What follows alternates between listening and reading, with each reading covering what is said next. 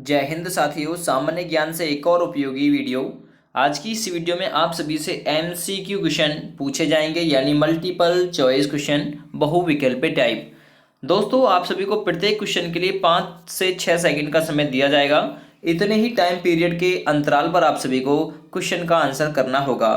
ये वीडियो यदि आपको लगे कि हाँ आपके लिए हेल्पफुल है तो प्लीज़ हमारे यूट्यूब चैनल को सब्सक्राइब कीजिएगा, साथ ही इस वीडियो को लाइक भी कर दीजिएगा। सबसे पहला क्वेश्चन, ज्वार भाटा की उत्पत्ति के संबंध में प्रगामी तरंग सिद्धांत का प्रतिपादन किसने किया? ठीक है, ज्वार भाटा की उत्पत्ति के संबंध में प्रगामी तरंग सिद्धांत का प्रतिपादन किसने किया?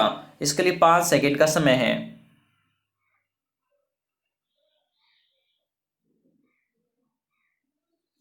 दोस्तों, यदि आपने आंसर दिया है विलियम वेवेल यानी कि ए ऑप्शन, तो बिल्कुल सही आंसर है दोस्तों आपका। चलिए, एक क्वेश्चन हो गया। दूसरा देखिएगा, महासागरों में उठने वाले ज्वार भाटा का कारण क्या है? ये क्वेश्चन बहुत बार रिपीट हुआ है कि जो महासागरों में ज्वार भाटा उत्पन्न होता है उसका जो कारण है वो क्या होता है?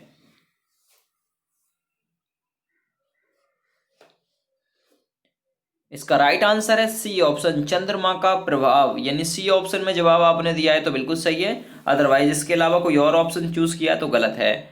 अगला क्वेश्चन, दैनिक ज्वार भाटा के मध्य समय अंतर होता है। ठीक है, जो दैनिक ज्वार भाटा होता है उसके जो टाइम में अंतराल है वो कितना होता है?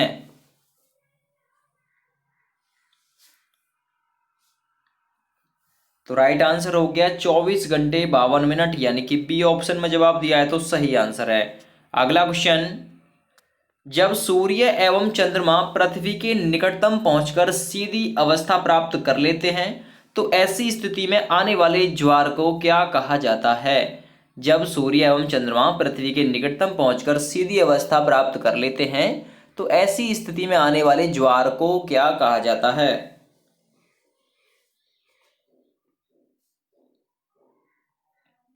इसके लिए राइट आंसर है सर्वोच्च ज्वार, यानी कि सी ऑप्शन सही है।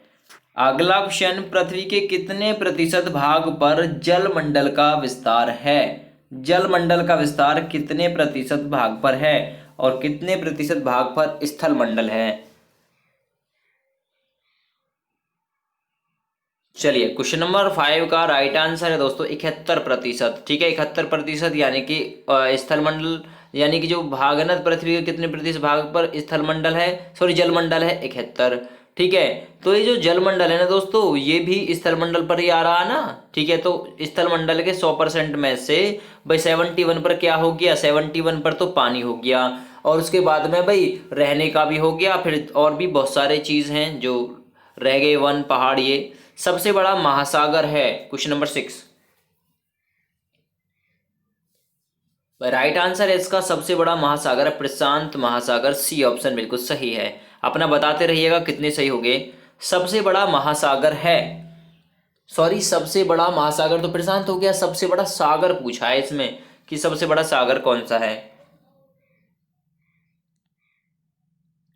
राइट आंसर है दक्षिण चीन सागर, बी ऑप्शन बिल्कुल सही आंसर इसका हो जाएगा।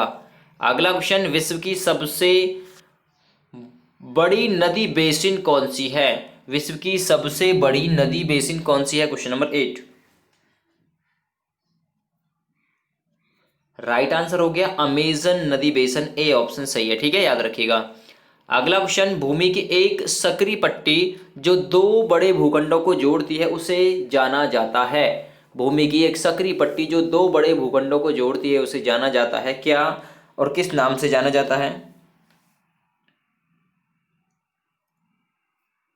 इसका राइट आंसर है बी ऑप्शन, जल संधि। अब तक कितने सही हुए, सही बताएं अपना कमेंट करके। नेक्स्ट, उत्तरी अमेरिका का पूर्वी तट व जापान के आसपास समुद्र मत्स्य प्रचुर हैं क्योंकि, क्या कारण है इसका?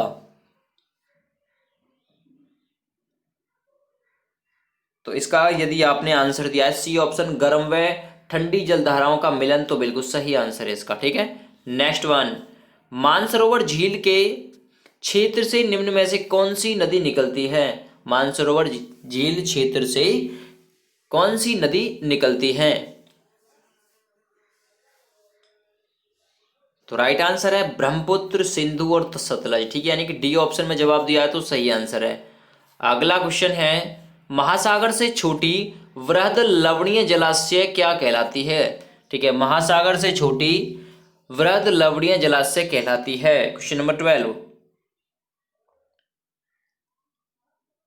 तो राइट आंसर है सागर कहलाता है। ठीक है, ए ऑप्शन सही है। अगला क्वेश्चन है क्वेश्चन नंबर 13, भारत में वृहत्तम नदी कौन सी है? भारत में वृहत्तम नदी कौन सी है? तो राइट आंसर है महानदी। ठीक है, यानी बी ऑप्शन सही है। नेक्स्ट हम, यानी वृहत्तम का मतलब बड़ी। भारतीय मुख्य भूभाग में कितने महासागर हैं? भारतीय भूभाग में कितने महासागर हैं?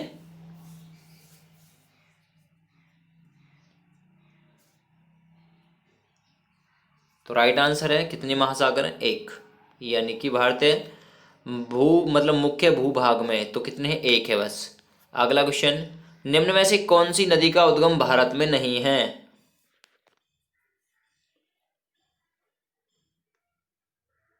राइट आंसर है दोस्तों ब्रह्मपुत्र नदी का।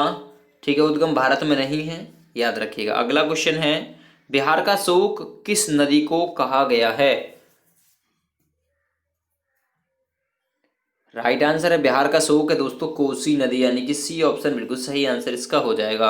अगला क्वेश्चन, निम्न में से कौन सा भिन्न है? इनमें से कौन सा अलग है?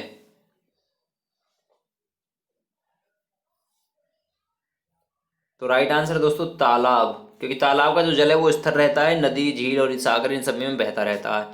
अगला क्वेश्चन है, पृथ्वी पर सबसे अधिक जल पाया जाता है? तो राइट आंसर भाई महासागर में मिलेगा।